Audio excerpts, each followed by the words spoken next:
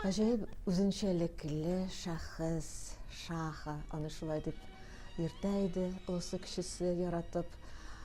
Ул үзе Үзбәкстан ягында Термез шәһәрендә туган артистка гаиләсендә.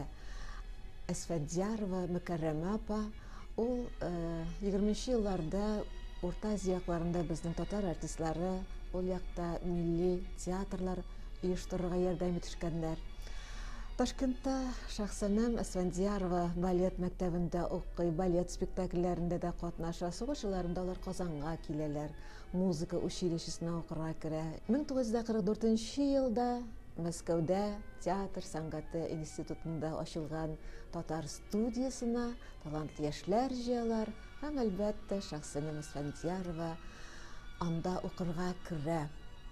Бу курс турында инде без бик күп сөйләгәнебез бар. Аларның һәрберсе талантлы, үзе бер дөнья. Разат Исәнбәт, Рифкат Бикчәнтәев, Гәүһәр Камалова, Дилүс Ильясов, Асия Галиева, Асия Хәйруллина, Асия Харисова, Рауза Әхмәрова. 50-нче елда Академия театрында эшли башлый бу курс.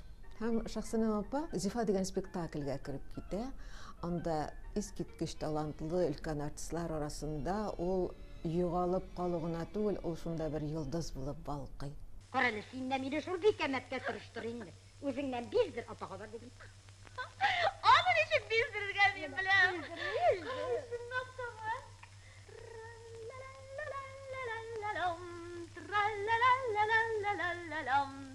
Көн сайын сәгать сайын иркәм, мин сине көтәм. Карале апа, Айдар абзый килеп нитеп калса, миңа кара үкшәле капроныңны бир әле. Ал инде, шунда керт инде. Күршедән күлмәгендә сорап чыгыйм әле.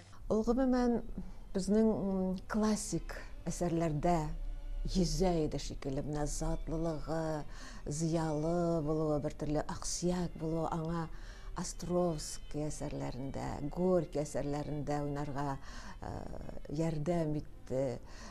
Инде менә Шиллерның Мәкер һәм мәхәббәтендә ул Луиза, Шекспир әсәрләрендә, Король Лирда, Корделия, Отеллода, Дездемона тирән кичерешләрне бик матур бирә белә иде.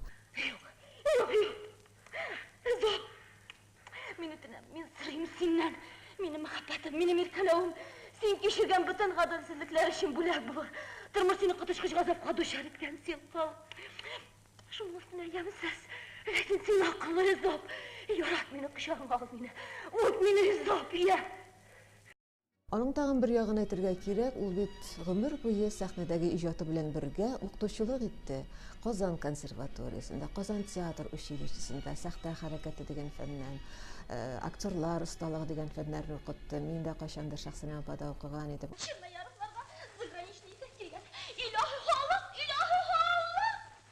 Бер генә платьелык булса да алып каласы иде. Апа җаным. Я 50 сумны биреп тор әле. Әти кайткач та түләрмен. Алмый калсаң ни була? Заграничный ефәк бит. Заграничный ефәк. Кайчан тагын булыр шундый? Алып бетерәләр. Сугышта бетмәде җил. Я апа җаным. 50 сум биреп тор әле. Бир инде. Актерлар йортында булган театр кичәләрендә аның янына бер магнитка тартылган кебек тартыла иделәр. Кайберәүләр бит үзебезнең татар артистлары белән генә аралаша, аның менә дуслары арасында рус театрыннан да, опера җырчылары, балет артистлары, музыкантлар, дирижер, рәссамнар, аларның барысы белән дә сөйләшерлек сүз таба белә, уртак темалары бар аның. Лор Федорович, гомеремнең язмышы сездән тора. Һәлак итмәгез. Юлия Павловна, siz нәрсә торыгыз? Юлия Павловна. Әгәр дә сез миңа бу акчаларны бирсәгез, мин сезгә атам кебек игелек күрсәтүче итеп дуга кылырмын. Әгәр дә бирмәсәгез, минем үлемнең сәбәпчесе сез булачаксыз. Мин сезгә ләгънәт укырмын. Туктагыз, Юлия Павловна.